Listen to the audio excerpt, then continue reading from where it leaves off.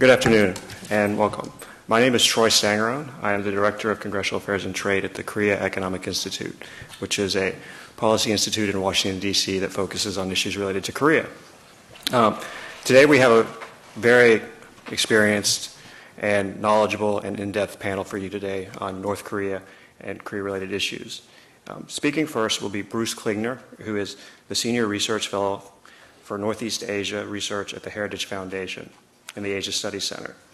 Bruce recently joined Heritage this past year, and prior to that, he worked for several years at the Eurasia Group, which is a political risk assessment firm, as its primary Korea analyst. Prior to that, he spent 20 years in the intelligence community working for the CIA and the Defense Intelligence Agency. And from 1996 to 2001, Mr. Klingner was the Deputy Chief of the Korea Issues Group in the CIA's Directorate of Intelligence.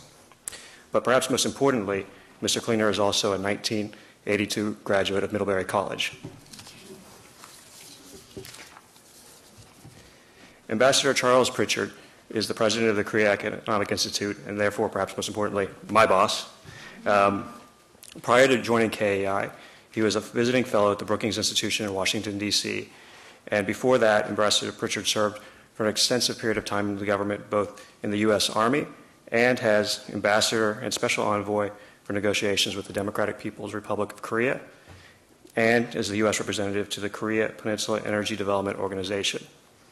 Prior to that, during the Clinton administration, he also served as a special assistant to the President for National Security Affairs and Senior Director for Asia Affairs. And also prior to that, in the Clinton administration, he served as the Director of Asian Affairs for the National Security Council. And with that, I will turn it over to Bruce. Thank you, Troy. We always start these conversations or these discussions with a obligatory, I'm pleased to be here, but in this case I actually am, because as Troy said, I am Middlebury class of 82. My wife is Middlebury class of 84, so it is a pleasure to be back here. My freshman dorm was Stewart, just across the tennis court, so it is good to be home.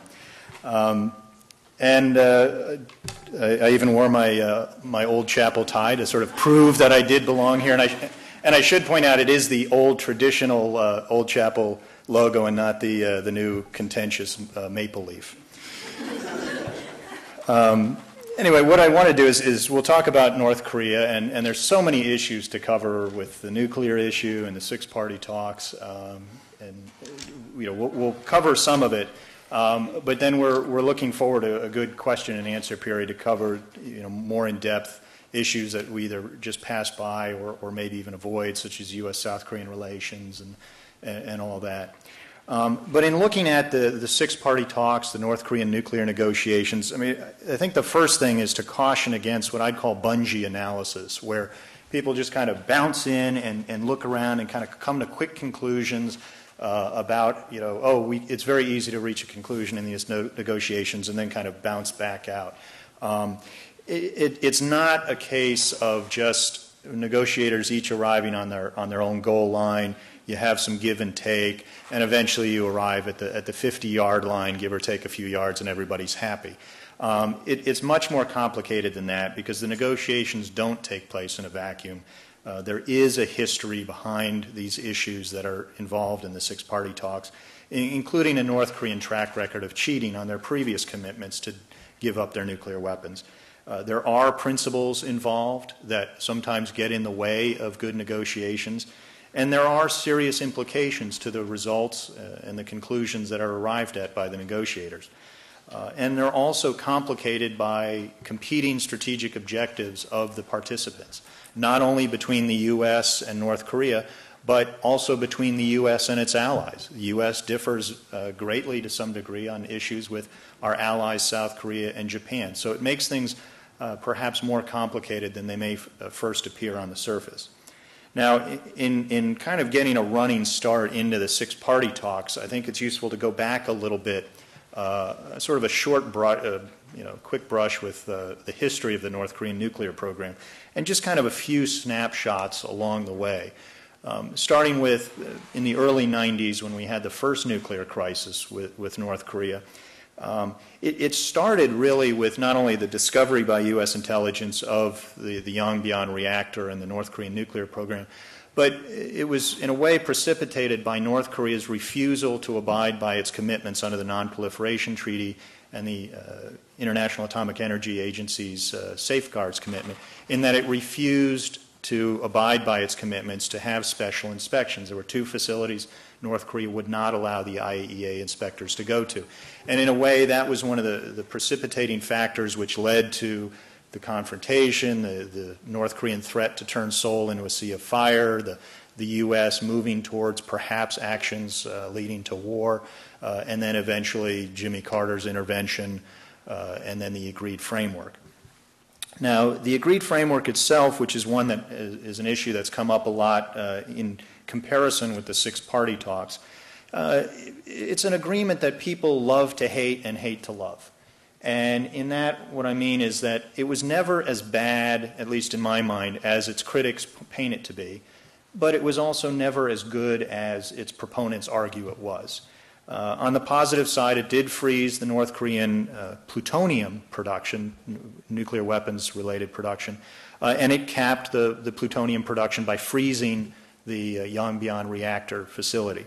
And it also created a plan for the eventual dismantlement of Yongbyon after two light water reactors had been constructed for compensation. And it also created a roadmap for eventual normalization of relations between the U.S. and North Korea. Now, on the negative side, it rewarded bad behavior and was seen as appeasement, in that North Korea created a special category for itself, unlike any other country in the Non-Proliferation Treaty. It conducted bricksmanship, conducted threats, and eventually received benefits and compensation as a result of its sort of aberrant behavior. And also, the agreed framework did not address the existing nuclear material. Even though it capped and would eventually dismantle the Yongbyon facility, it made no provision for addressing the 1 to 2 weapons worth of material that had already been produced. And it also deferred North Korea's responsibilities under the Non-Proliferation Treaty for 7, 8, 10 years until the light water reactors were completed, and they've never been completed. So North Korea still, all these years later, still has not come into compliance with the Non-Proliferation Treaty, and in fact later pulled out of the treaty totally. Now, in jumping ahead a little bit more into the late 1990s, there were two important issues that were taking place sort of out of the limelight, behind the scenes. One was the weaponization by North Korea of the existing plutonium, and that was the 1 to 2 weapons worth of material had been, the intelligence community assessed, had been converted into actual weapons.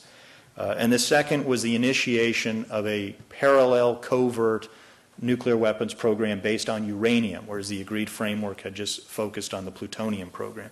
Now, both of the timing of the late 1990s for both of these incidents is important because it occurred under the administrations of Kim Dae-jung in South Korea and President Bill Clinton in the U.S. And it's important because it refutes several of the theories or the myths that are out there now when talking about the six-party talks. The first is the perception that North Korea only began this covert HEU program in reaction to the Bush administration's preemptive strike clause in the new national security strategy, and also the axis of evil speech in 2002. But in fact, North Korea did weaponize. The unclassified intelligence community assessments, which I wrote, showed that North Korea had progressed from having radioactive material for weapons in the mid-90s to the assessment that they had converted them to nuclear weapons by the late 1990s. So one of the stories or the myths you often hear from former Clinton officials is that North Korea developed radioactive material on Bush 41's watch. Nothing happened during Clinton's watch, and under Bush 43, they became a nuclear weapon state. They actually became a nuclear weapon state in the late 1990s. And also, they were pursuing this HEU program illegal under 4 or 5 nuclear agreements that they had already signed While there was a benign threat environment, both the U.S. and South Korea at the time was doing its best to engage with North Korea, was offering incentives, was engaged in missile negotiations, all trying to engage with North Korea to reduce its perception that it was being threatened by the outside world. So for North Korea to be pursuing these programs at a time of a benign threat environment belies its current claims that it was only done in order to, as a reaction to increased fear from a Bush administration policy. Next, jump ahead to 2002 with the U.S. confrontation with North Korea over its HEU program. Now, a lot has been said recently about what happened at the 2002 meeting, as well as how firm the U.S. is on its assessment of that intelligence. There was no dispute amongst all the intelligence community agencies at the time of what the intelligence said, and then also all of the members of the U.S. delegation who were a member of the delegation that confronted the North Korea, all were in agreement that North Korea did admit to that program. Now, what is said more recently about the U.S. has fallen off of its intelligence assessments about the HEU program is due to really a misperception of U.S. statements and what Joe Detrani, who's an ambassador, is a member of the intelligence community, but also served as an ambassador in negotiations with North Korea, sort of misinterpreting what Detrani said during open testimony. And what he said was, prior to 2002, the intelligence community had a very high assessment, a high probability that North Korea was engaged in that program. After the confrontation, there was the intelligence community thought it was less likely that North Korea had continued to pursue the program with the same progress that it had been before.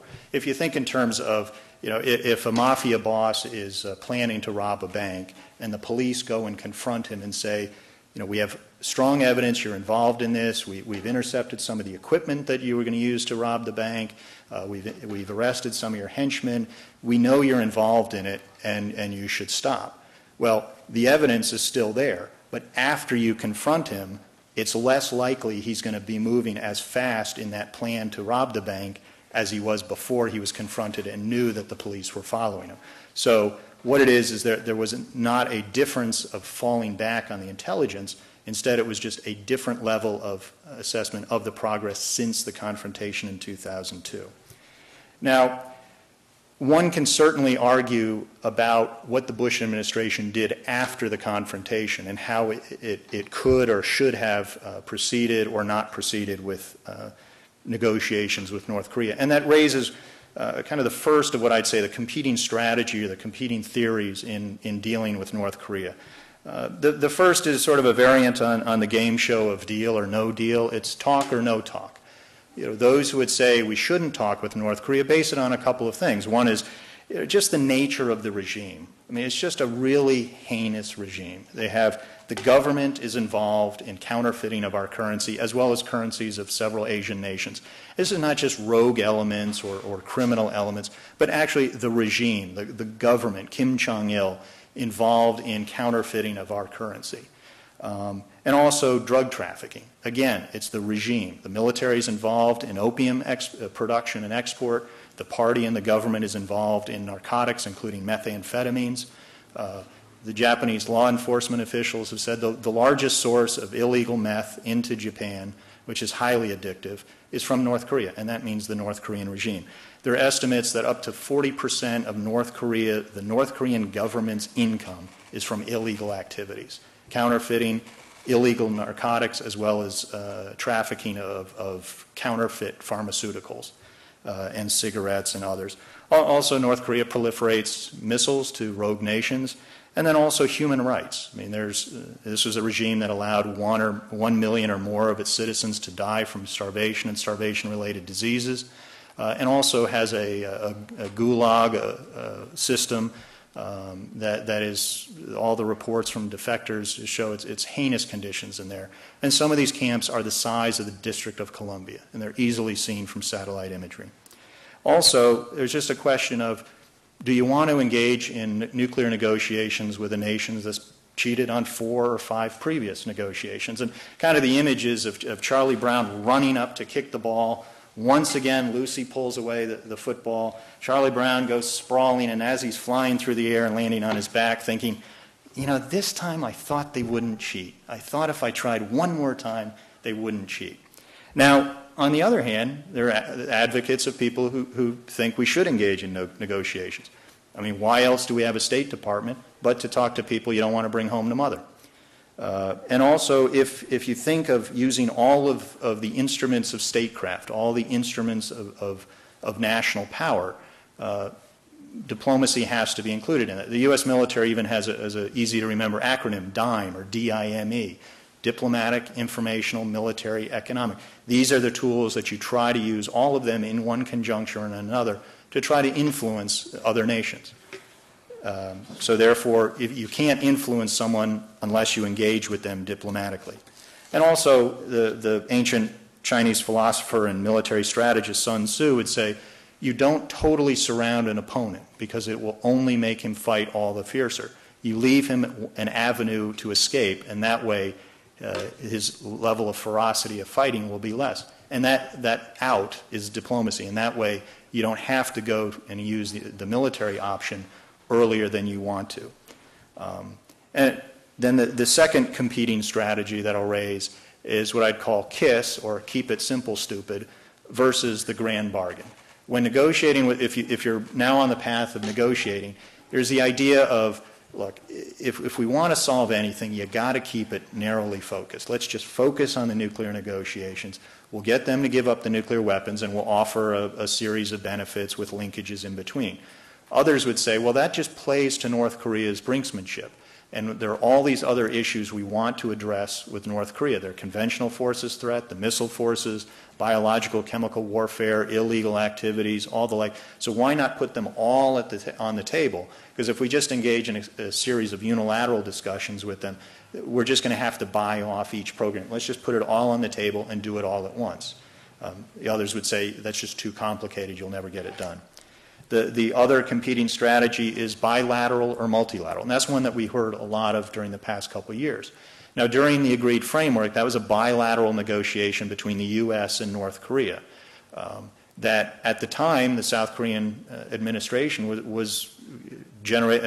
criticized the U.S. a lot of, look, you're negotiating our security, and we're not even in the room.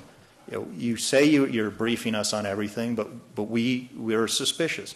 We're not sure you're telling us everything that's going on in the negotiations. We're not sure you're making some secret deal that's selling us out behind our backs. So, the idea with the six-party talks was, look, we want to maintain a good, strong relationship with our allies, Japan and South Korea, and why not bring in all the other nations that are affected by the North Korean nuclear threat, including China and Russia, and have all of them bring in their issues, because everyone has different issues. If you just negotiate bilaterally, we may then run into problems with our allies, as well as China may not support an eventual nuclear agreement. And also, the last competing strategy is what I'd say, keep your eye on the denuclearization ball versus principles do matter.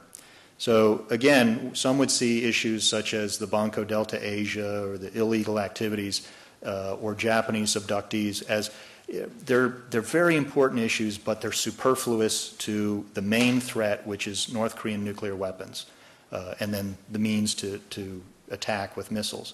So yes, they're very important. Yes, we know they're of concern to our allies, but we have to focus on the main threat, which is these weapons which can kill people in South Korea, Japan, and the United States.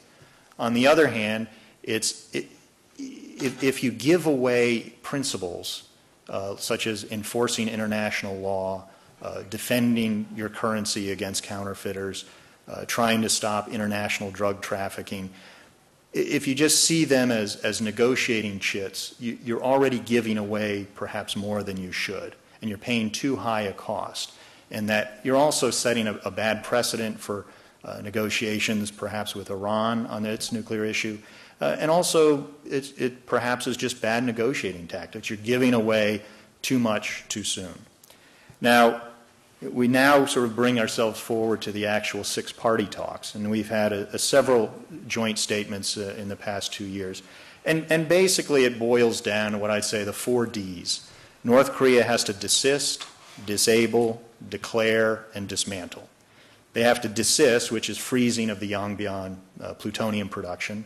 They have to then disable those facilities, and right now we're focused on 3 facilities.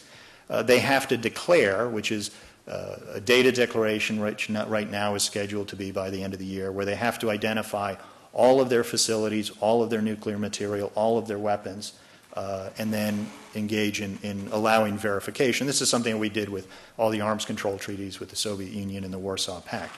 And then eventually they have to dismantle not only the 3 facilities at Yongbyon, but any other nuclear-related facility, including uranium-based. And in return for this, they would get a total of 1 million tons of heavy fuel oil or equivalent in humanitarian assistance, as well as a series of diplomatic and other economic benefits. And all of these phases are to be done in 2 phases. Phase 1 actually has been complete. That was freezing a Yongbyon in return for 50,000 tons of heavy fuel oil, as well as resolution of the Banco Delta Asia issue. The next one, which we're really sort of in the beginning phases of, is phase 2, which is the preparations for this disable and declare and then eventual dismantlement.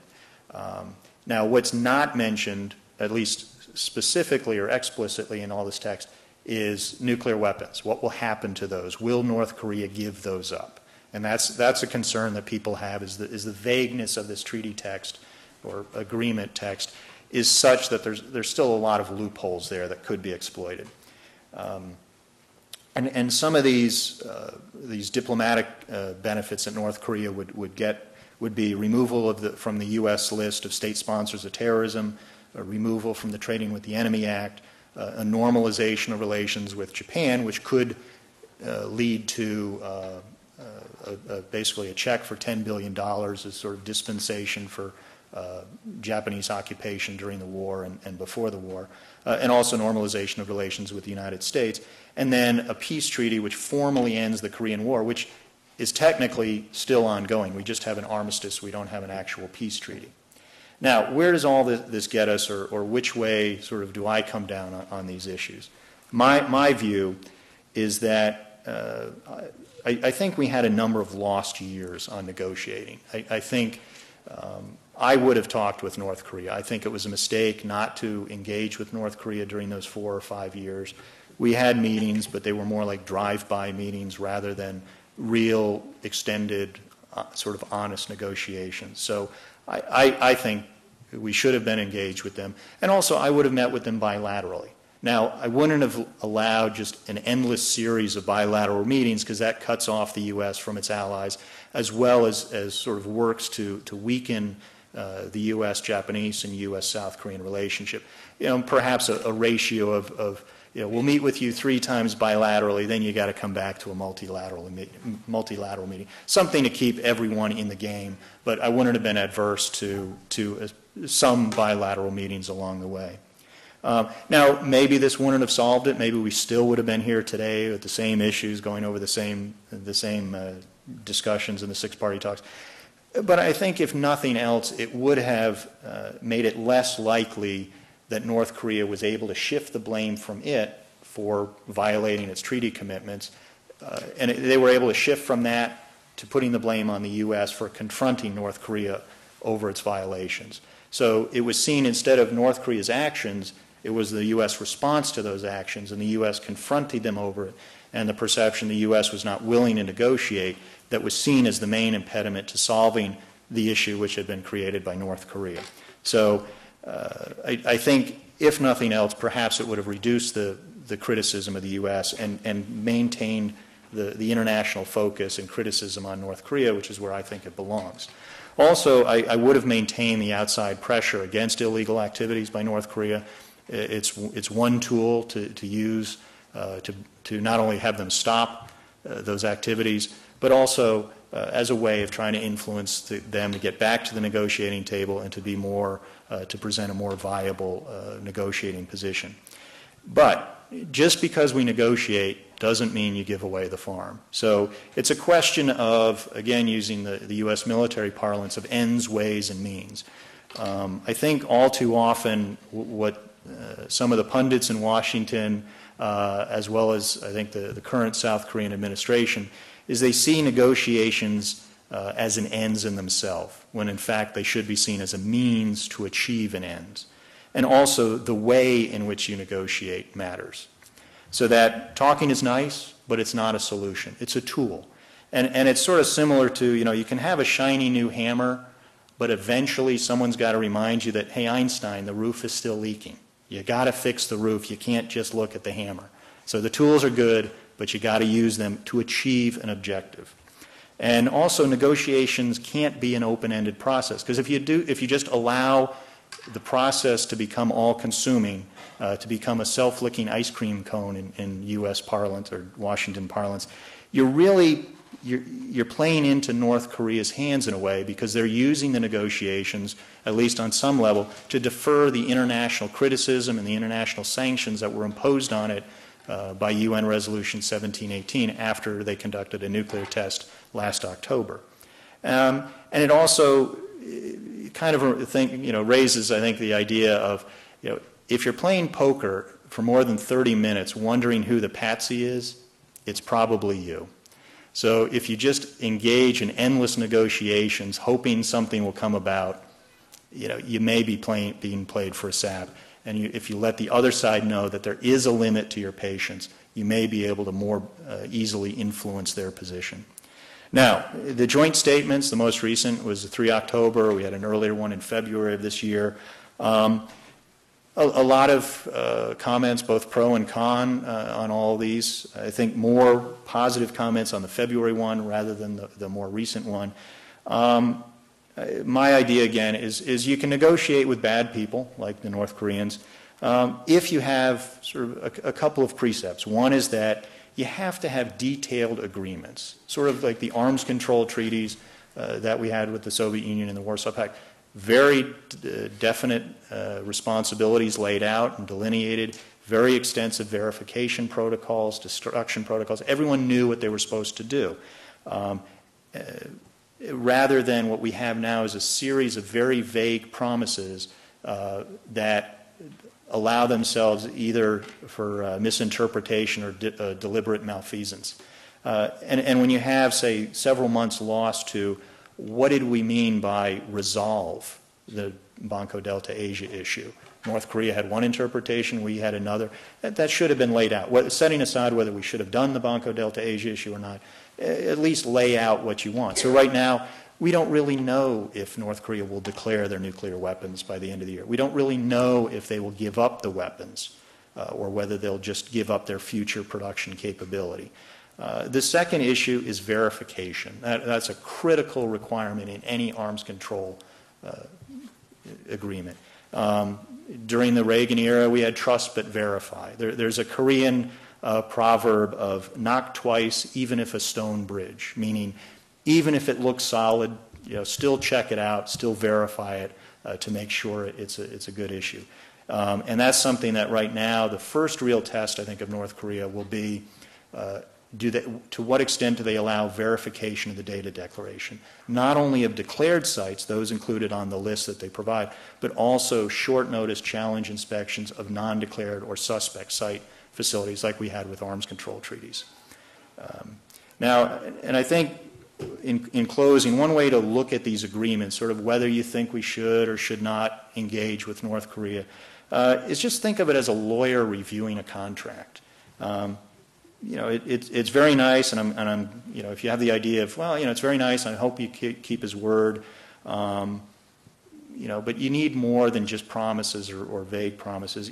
If they're gaping holes, that are wide open, to cheating or misinterpretation, then it really is just not a good agreement. You just need to have it more detailed so that an administration can go to Congress and to the American people saying, look, they've cheated before, but if we have sufficient verification protocol, we're pretty confident we can catch them if they cheat again. And therefore, we feel we can engage or continue with such negotiations and an agreement without jeopardizing the strategic interests of the United States.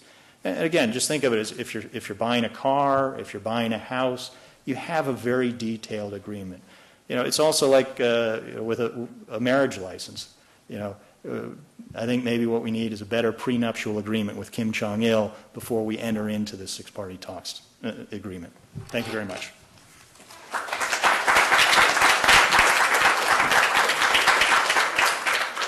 Okay, thanks very much, Bruce. I hope a lot of you were here on Tuesday when David Kang was doing an initial presentation. So hopefully this is filling in and giving you a little bit more detail. The title of the panel was Failed Diplomacy. And that's a pretty apt title if I was the only speaker, but we've added Bruce, and so it's not quite the same. And why failed diplomacy? Well, I wrote a book, and it's called Failed Diplomacy. But I want to make a couple of points along that line, and I want to switch over and I talk about accountability and I talk about proliferation. The point that I would make in simple terms, in terms of how administrations deal with North Korea, what's at stake, is to take a look at what are our concerns in a post-9/11 environment. Are we concerned that North Korea is going to take a nuclear weapon and put it on a missile and fire it at Middlebury? I don't lose any sleep over that, not a bit. Am I concerned that North Korea will have fissile material, may have a nuclear weapon, and at some point in time lose control, give it away, sell it, or when the regime begins to fail, we lose accountability of it? And that stuff ends up someplace else that I don't want to see it. I'm concerned about that. Sometimes I lose sleep about that. When I was in government, I did. And now I just talk about it.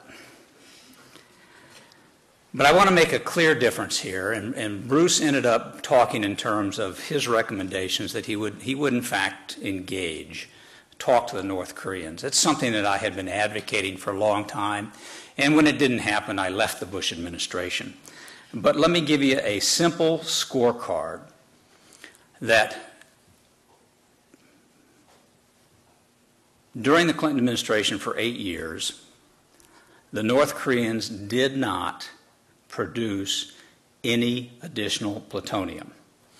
Now, Bruce has indicated that perhaps they had converted some of the plutonium they had prior to the Clinton administration into a nuclear weapon or two by the end of the 1990s. I don't know if that's accurate. I'll take his word for it. But they did not produce any additional plutonium, period. Now, one of the criticisms of the Clinton administration by a very robust and manly Bush administration was Clinton was pretty soft on the North Koreans, didn't hold them accountable, cut very bad deals with them, and didn't hold them to those deals.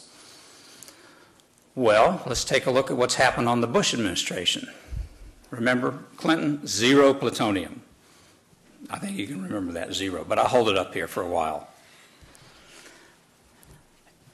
Under the Clinton administration, Bruce had talked about the 1994 agreed framework. That's what froze the North Koreans' nuclear weapons program at a place called Yonbyon for eventual dismantlement and disposal.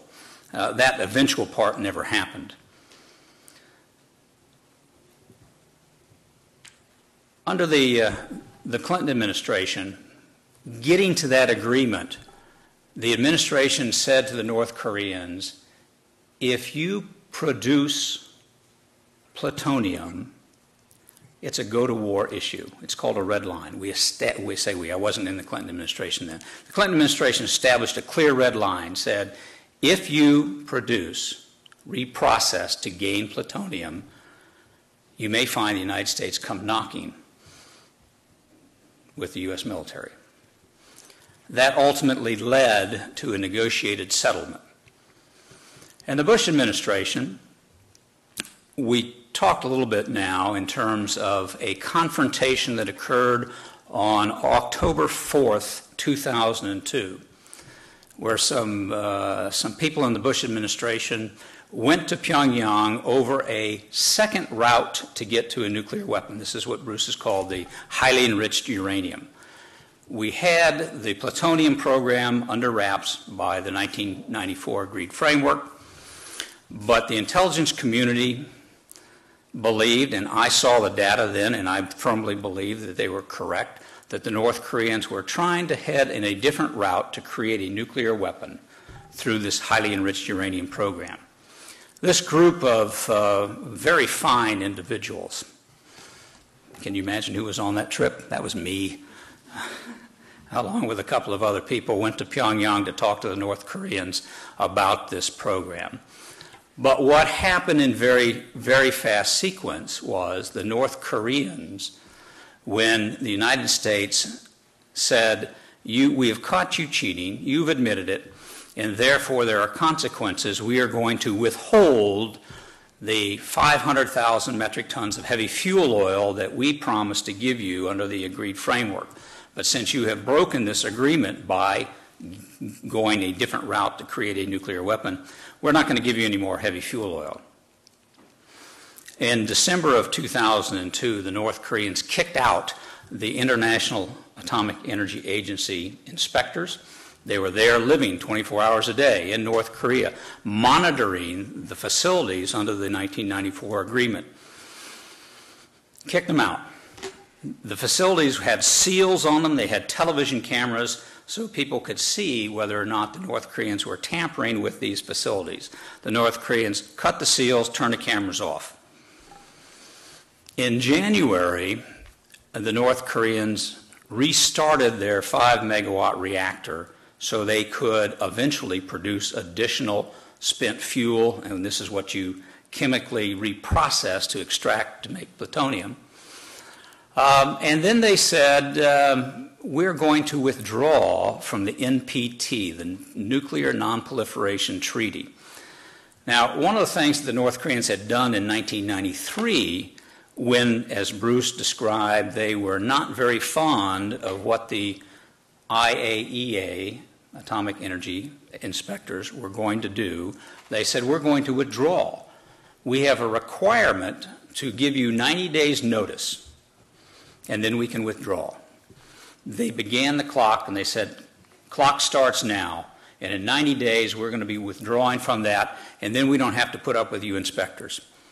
89 days, 14 hours into that process, there was an agreement that was made, and the North Koreans suspended their withdrawal. That was in 93-94 timeframe.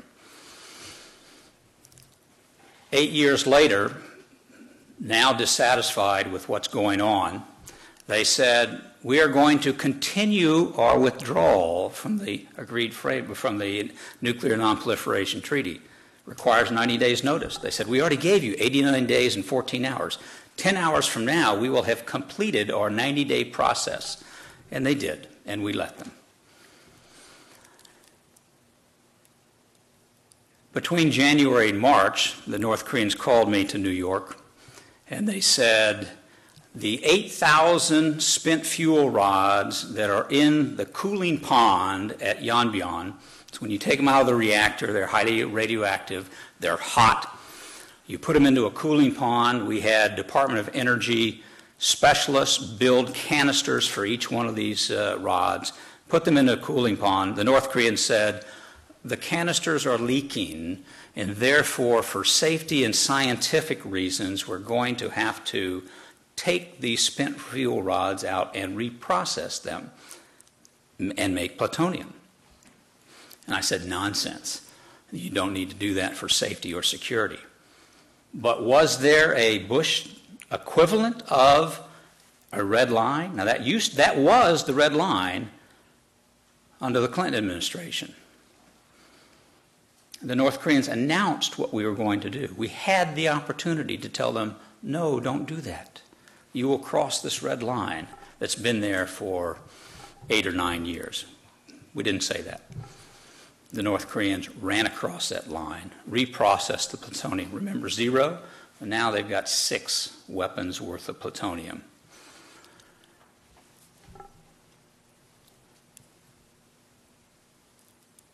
They did it again in July of 2005 while we were in 6-party talks negotiations with them.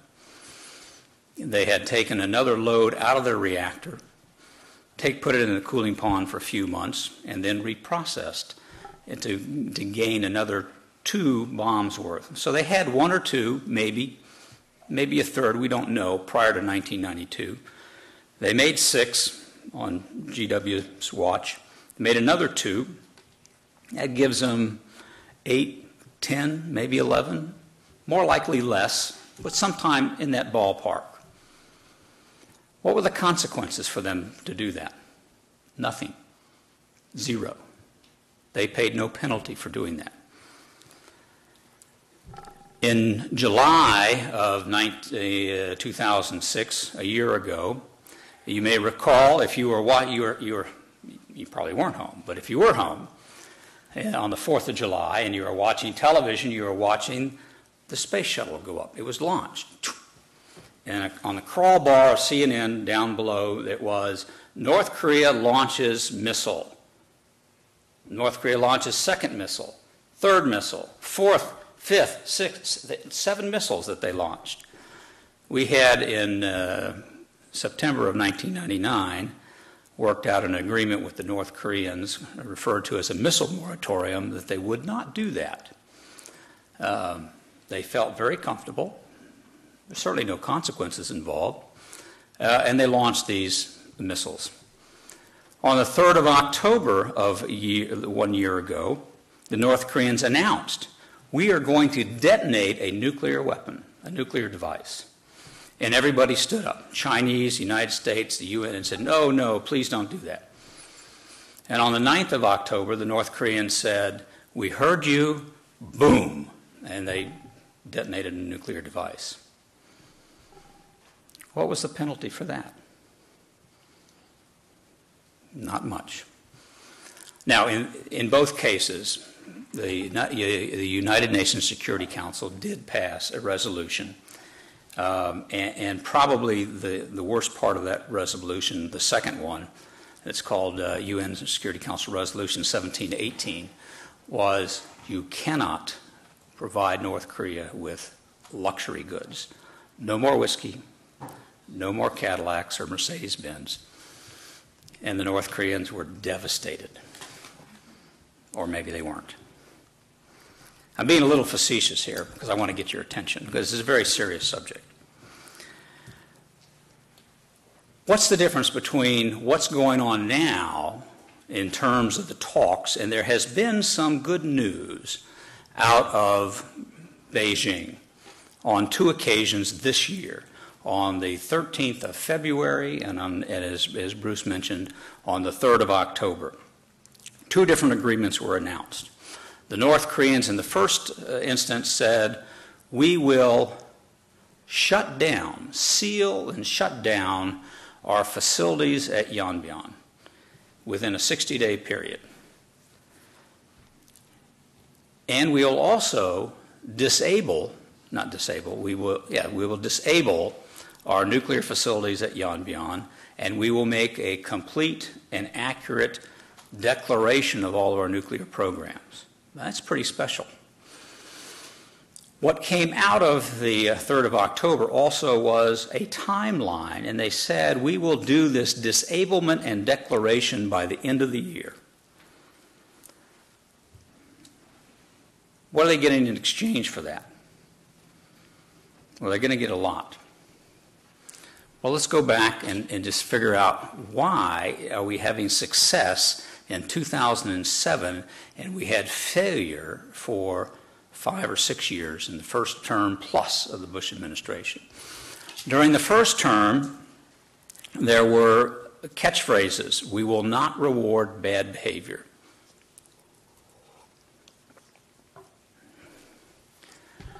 One of the things, and when we developed a policy, then I was still in government, and people sat around at a table like this and said, what is it that we can, when we're talking with the North Koreans, what are some of the incentives that we can use to get them to do what we want, and what are some of the disincentives that we can use to force them to do what we want? And people sat around and said, we don't have any incentives. So let's define whatever the North Koreans want from us as an incentive. And we know they want to talk to us, so that's an incentive. So we won't do that. We will not reward bad behavior by giving them an incentive and talking to them. Now, do we really do that? Does a mature superpower like the United States simply not talk to an adversary when they're busy reprocessing, creating plutonium in a post-9/11 world? Well, I'll give you an example. In the aftermath of what I previously described as the North Koreans having thrown out the international inspectors, restarted their nuclear reactor, having gotten rid of the NPT, starting to reprocess their plutonium, the answer was a continuation of a theme that had begun very early on, and that was ABC. Anything but Clinton. If Clinton did it, and he did it bilaterally, we're not going to do it. So what's the opposite of bilateral? Multilateral. So let's try a multilateral approach. Now let's be very practical about this. My instructions from Secretary Powell was to go to the North Koreans and offer remember KISS, keep it simple, stupid? I heard that today. And the approach was, tell the North Koreans that we want to engage them in 10-party talks. Permanent 5 of the UN, North, South Korea, Japan, Australia, and the EU. I went to the North Koreans on the 22nd of January, 2003, and they said, we don't have a clue what you're talking about, but if it's multilateral, we want nothing to do with it. And I went back at them, and they called me back at home on the 25th of January, and they said, we told you, if you want to talk bilaterally and resolve this problem, we're willing to do it, but we want nothing to do with a multilateral approach. Secretary Powell's next venture into this multilateral world was, let's go for 5. Let's make it simple. Good move. The United States, South Korea, North Korea, China, and Japan. And we'll ask the Chinese to go to the North Koreans. Concurrently, he was having me talk with the North Koreans in New York. The Chinese go to the North Koreans, and the North Koreans say, we want nothing to do with 5-party talks. The Chinese on their own say, well, wait a minute, how about if we have 3-party talks?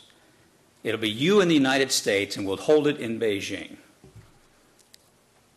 And the Chinese came back and said, we think we've got another formula. This is not what Powell asked for.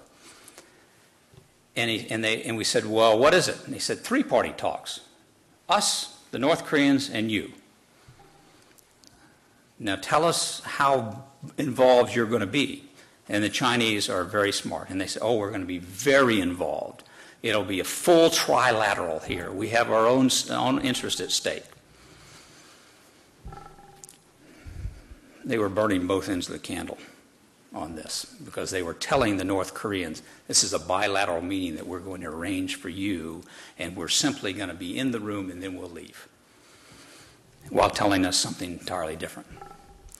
Now, as an interesting, just to get a sense of, we've talked about 10, we've talked about 5, we've talked about 3. Where did 6 come from? Secretary Powell's on the phone talking to his Russian counterpart. And he's going through this thing, and I had proposed 5-party talks, and he's listing them. And his Russian counterpart says, Colin, whose idea was it to leave Russia off of that? And Powell said, did I say 5? I meant 6. That's how we got to 6 parties. Now, the Russians have not done a single thing that I will give them credit for, other than helping to resolve BDA. BDA, by its initials, you may or may not understand, Banco Delta Asia. That's an entire 20-minute discussion. I'm not going to go down that road. Getting ready for the three-party talks, I suggested to Assistant Secretary Jim Kelly, who is going to lead those discussions, most people don't want to see a bilateral meeting, but it is inevitable that you're going to be in the room with the North Koreans. I've had thousands of hours of negotiations with the North Koreans. They'll come up to you at the coffee break. They'll do something. There'll be an informal discussion.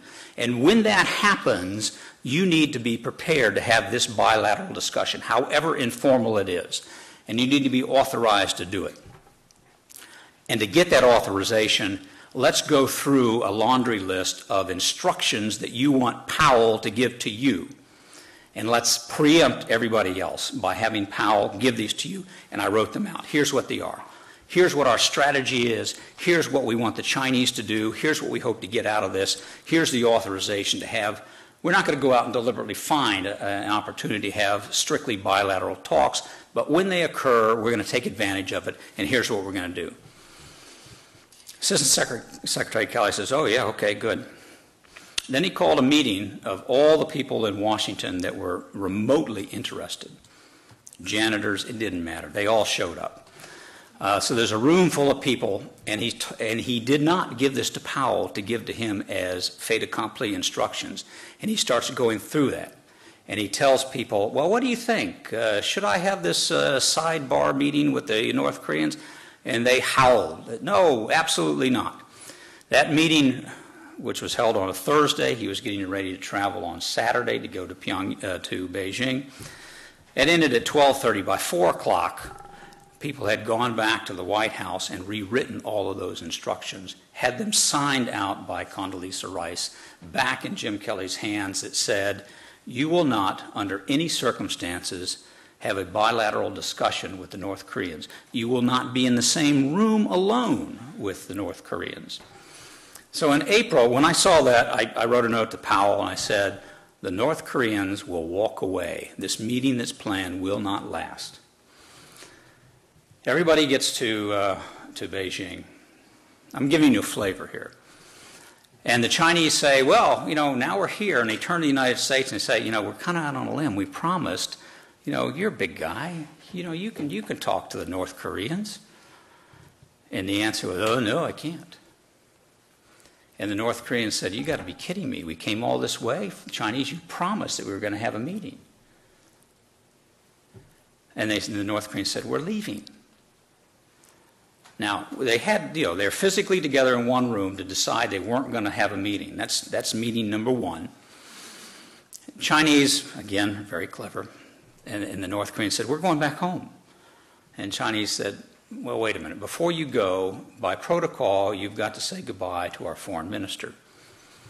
So come into this room, and just you, the North Koreans, and the foreign minister will say your farewells. And then the Chinese sent to the United States. Before you leave, you need, just wait right out here, and then when the foreign minister is finished with somebody else, we're going to have you say goodbye as well.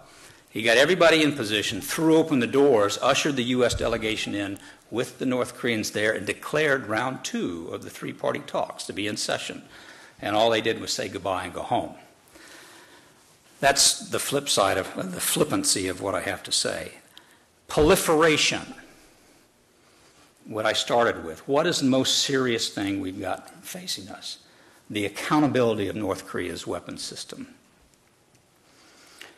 When the North Koreans detonated in October 9th, a year ago, their nuclear device, President Bush says, the transfer of nuclear weapons or material will be considered a grave threat to the United States.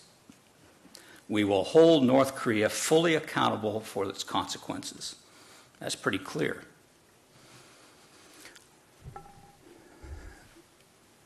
By most reasonable accounts, on September 6th this year, the Israelis bombed a facility in Syria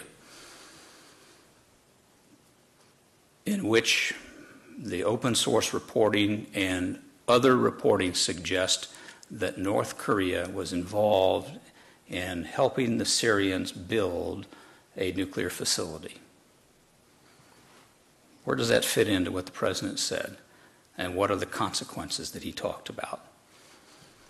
Well, the consequences apparently are we are going, if you watched this news conference yesterday, the President, when asked by David Gregory and Martha Radich on this, he said, I'm not going to talk about this. You can't make me talk about this. I'm not going to talk about it. That was his explanation of the consequences that North Korea will face. But as Bruce indicated, by the end of the year, the North Koreans will have done a couple of things. They will have declared their nuclear weapons program, and they will have disabled their facilities at Yongbyon. They will not have given up their nuclear weapons, their fissile material. They will just have told us about it. Now, in this press conference I alluded to yesterday, the President's interpretation of what was said, and let me first of all, I'll read to you the agreement. It says, the DPRK, North Korea agreed to disable all existing nuclear facilities. That's what we expect them to do. Then it says they will provide a complete and correct declaration of all of its nuclear programs. The President's take on this is they have declared they will show us the weapons. They will get rid of the weapons program as well as stop proliferation. If they don't fulfill that with which they have said, we are now in a position to make sure that they understand there will be consequences. So what had said a year ago and what we are telling the North Koreans today are utterly two different things. And in the process, we are rewarding bad behavior. Now, I'm the guy, and you're thinking, was he advocating war with North Korea or what? No, I'm the guy that's been saying, talk to the North Koreans. The things that have been accomplished this year have been done bilaterally. When the Republicans lost the House and the Senate in November, this past year ago, Don Rumsfeld was fired, John Bolton was let go out of the UN. I could name 3 or 4 other people you will not recognize other than they're the hardcore anti-North Korea that have surrounded the President for 6 years. When they departed, Condoleezza Rice and our negotiator Chris Hill came up to President Bush and said, you got way too many other problems, Iran, Iraq. We think with a little bit of flexibility here, we can help you out in your legacy and we can get some things done. The President agreed. Good for him. But he absolutely changed policy and authorized an honest-to-goodness bilateral discussion that occurred in Berlin in January 16th through 18th that was signed, sealed, and delivered, the detail that Bruce talked about, and then announced during the 6-party talks on the 13th of February by the 6 parties involved. The United States and North Korea figured out what the solution was. They agreed upon it. They took it to the 6 parties. It was ratified as a 6-party solution. That's the way it should have been doing all along. We hadn't been. And again, on the 1st and 2nd of September, same thing occurred. The United States and North Korea met bilaterally in Geneva, hammered out an agreement that would have that led to this end-of-the-year declaration and disablement. They took that on the 27th through the 30th of September to Beijing, and on the 3rd of October, as Bruce has indicated, they announced the results. That's the process that should have been working for 5 years, that has only been working for 10 months now. So I'm going to stop at this point, having either stimulated you, caused you problems, or otherwise hopefully get you ready to ask some questions so we have some time left. Thank you.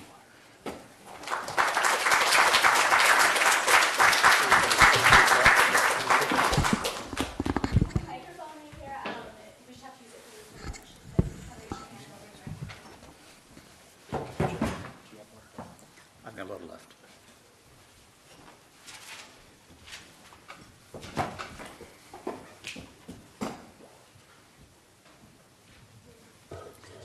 You can ask a question, and if Bruce, it's for Bruce and he's not here, I'll answer. Bruce doesn't like the answer.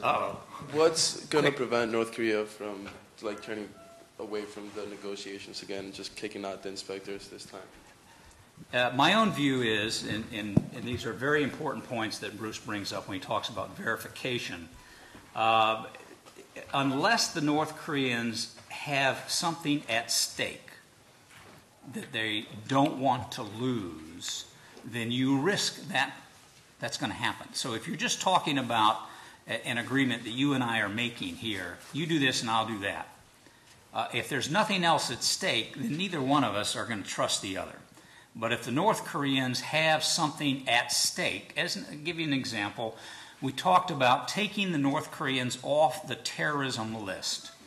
Now, there's two parts of that. One is symbolic. They don't like, they walk around talking about how can we attend a meeting wearing the dunce cap of terrorism. That's how they refer to it.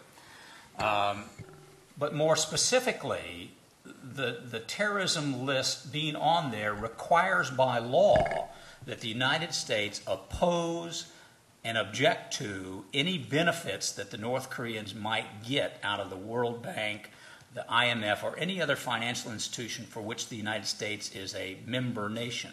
So the North Koreans, whatever they may want to do in terms of economic reform or get loans or anything else, they cannot. The United States will block it every single time. And so once they're taken off of that list, then they have the opportunity to get into, doesn't mean it's guaranteed, but they have the opportunity to get into international financial institutions. That may be one thing that they really want to have happen and don't want to jeopardize it. I don't know. But ultimately, and Bruce will tell you that there's nothing guaranteeing the North Koreans won't walk away from an agreement.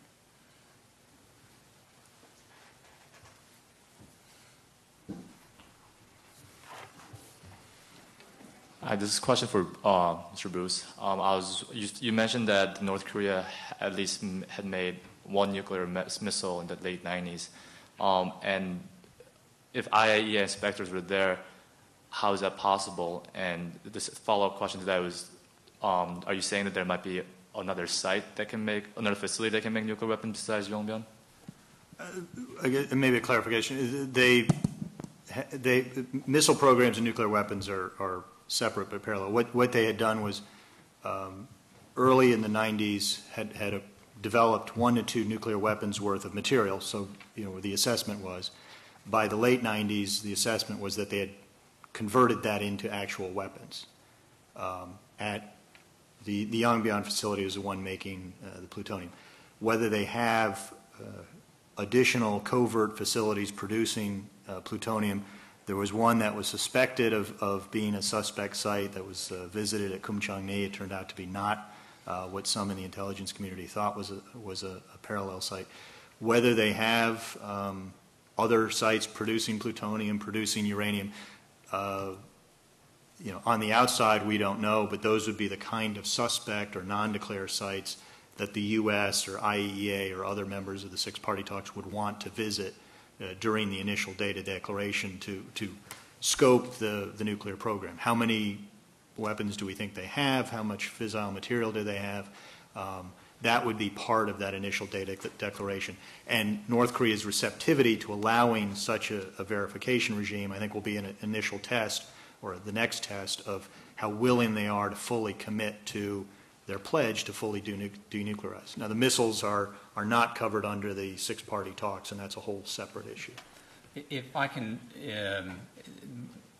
maybe clarify a little bit, the material that they produced prior to 1992, they didn't keep at Yongbyon. We believe they took it someplace else. So to fashion that into a nuclear weapon, and it was out of the scope of the control of the inspectors while they were there. Then when the inspectors were kicked out, the North Koreans made more plutonium. I was there in January of 2004, saw what they had done with the plutonium, turning into the plutonium oxide and the plutonium metal. We talked to their nuclear scientists there and said, okay, well, you've got the metal, and that's the part that goes into the bomb, the shaping of that into the bomb. And he said, that's someplace else. You know, that's not here at Yanbian. I have no clue where that goes. He probably does, but he's not telling. So it was outside of this realm of this one facility that we know about.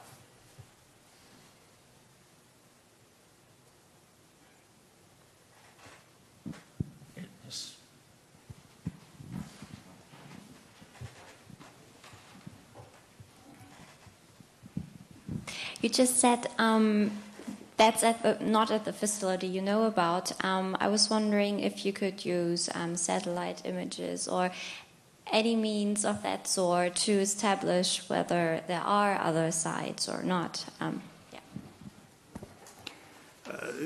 Part of my time at CIA, I was an imagery analyst, using satellite imagery as well as a manager of analysts.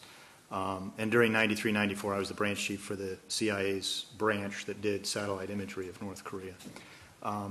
We use national technical means, which is satellite imagery, signals, intercept, human sources, open sources, all cumulatively to try to come up with an assessment of the extent of the North Korean nuclear program. Agents in place, defectors, however we get the information, we come up with an assessment of the scope and how far along they are on weapons production, weapons testing, component testing, etc. So through satellite imagery and others, we would identify a list of beyond. There's a high explosive test facility that's made it out into the open press. There are perhaps other suspects at the nuclear test site where they popped the nuke last October. Any number of areas that we would want to inspect as part of this data declaration, as well as during the life of the agreement. So there are some areas, some kinds of activity which are easier to identify from satellite imagery. Plutonium production is a bigger kind of facility, a reactor, as opposed to HEU, which can be much more difficult to discern from satellite imagery because it's a cascade of centrifuges.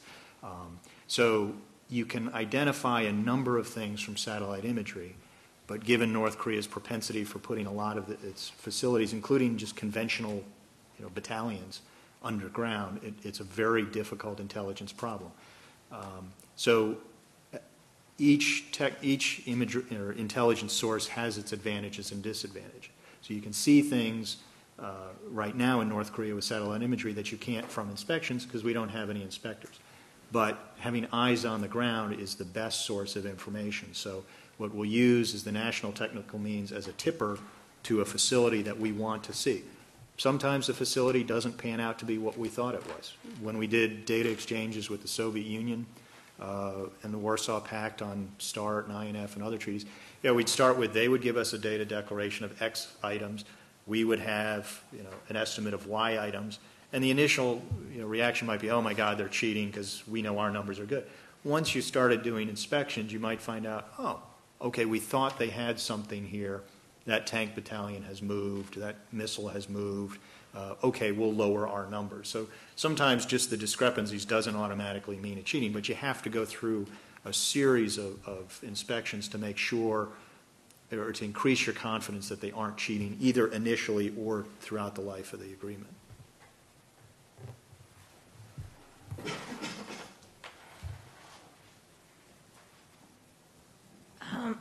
I was there for Professor Kang's lecture, and he was talking about during the period he said there's supposed to be no negotiating between U.S. and North Korea, and he was actually pointing out there are some communications between the two countries saying U.S. was sending diplomats to, not diplomats, like saying representatives to take back the killed U.S. soldiers during the Korea War.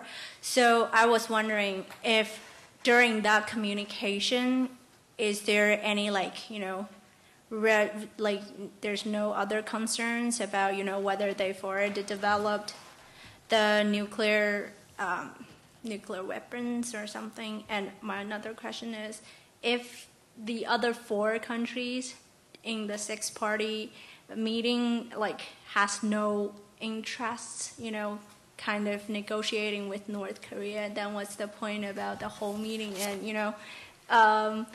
we sort of like think maybe South Korea concerned a little bit more because they are also concerning about the unification, and we did see the kind of improvements during the relationship between North Korea and South Korea. So I want to just see what's your opinion on that. Yeah, what Professor Kong was talking about in terms of, it's called DPMO, the Defense Prisoner of War Missing in Action Office. But it was after 1994, after we'd already established an agreement. So we were talking diplomatically with North Korea. But we had authorized our Department of Defense and specifically military personnel to work with the North Korean military in a cooperative effort to find, relocate, or locate the remains of service members who were killed during the Korean War. And that went on for a number of years. It was stopped under the Bush administration, and I won't go into the details.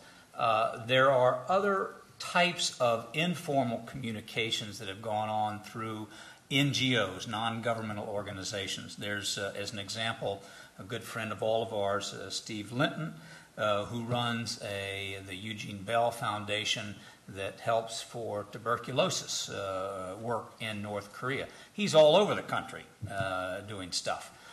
So there's informal discussions, but there's not diplomacy that's going on.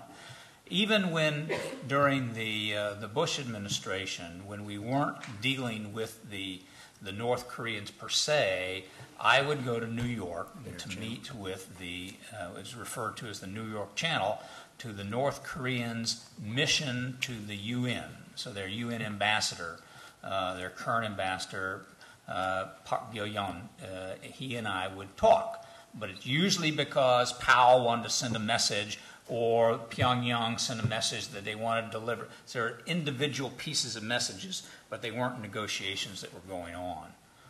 The six-party talks. And the other four parties do have concerns to varying degrees. I mean, as Jack alluded to, the Russians don't really. I mean, they achieved all their objectives when they got a chair at the table. So they're just kind of fat, dumb, and happy because they're there. The Chinese have concerns about a nuclear North Korea, but they also don't want instability. They also don't want to lose their buffer zone, et cetera, et cetera. Japan has a lot of concerns, or very strong concerns on some issues, the abductee issue. And right now they are very concerned. Basically, the U.S. is going to sell them out. They see, at least under the Abe administration, that the abductee issue was their primary foreign policy concern vis-a-vis North Korea, and that they seek a significant progress or complete resolution of the abductee issue through the process of the six-party talks. Right now they're concerned that, contrary to President Bush's earlier promise that a full resolution of the abductee issue would be part of the requirement to remove North Korea from the abductee or the terrorist list, they're concerned that that will not be completed, and that instead North Korea will be removed from the list as a negotiating chit to further progress in the six-party talks. Under the new Prime Minister Fukuda, whether he has a different policy toward the abductee is a bit uncertain right now. The consensus is that he will be less stringent on the requirements for resolution of the abductee issue. And yet, earlier this month, I met with a representative of the Japanese government who covers that issue directly, who said the policy has not changed at all, and Fukuda will maintain as strict a policy on the abductees as Abe. Whether that is correct or not, I think remains to be seen. So Japan has a number of issues. South Korea has issues, but both South Korea and Japan have tended to be more critical of the U.S. over the North Korean nuclear issue than critical of the North Koreans.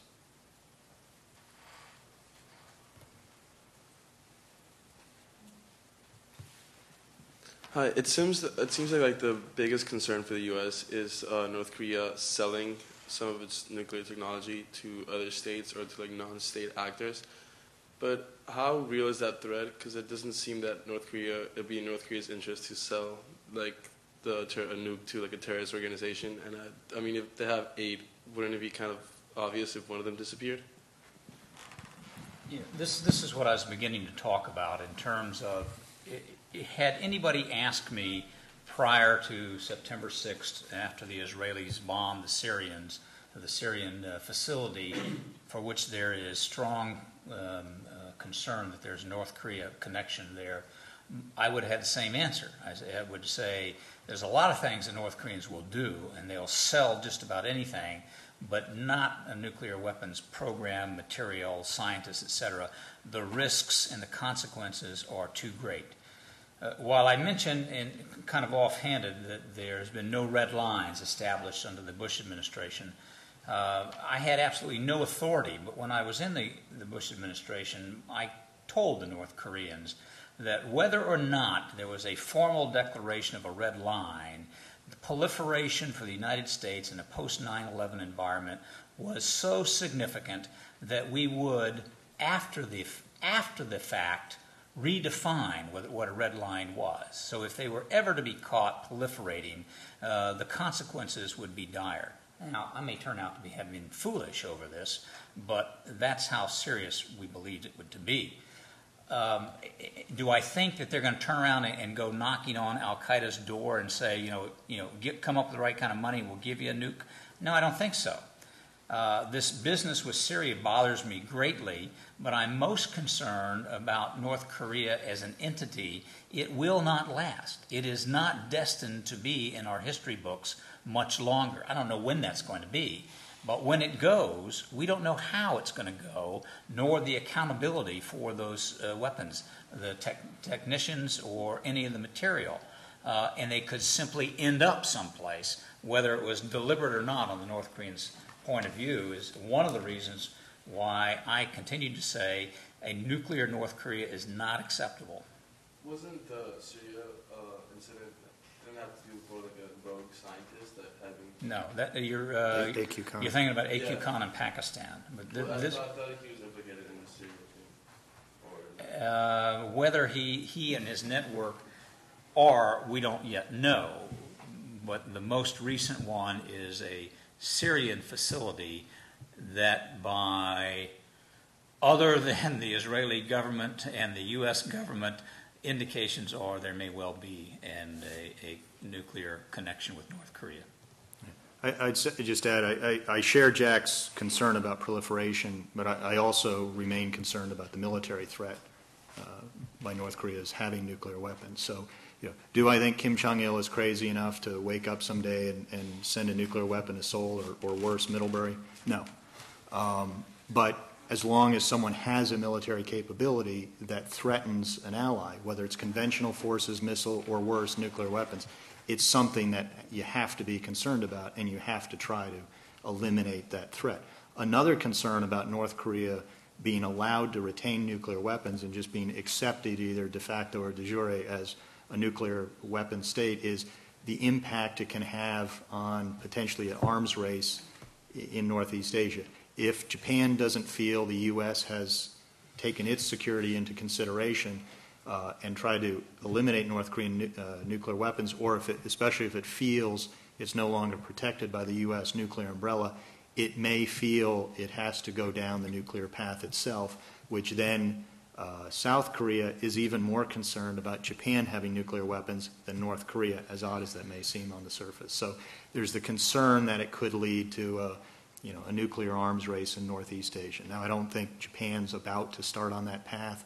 It would take a lot of issues, I think, for it to even begin down that path. But that is one of the potential consequences of allowing North Korea to keep nuclear weapons.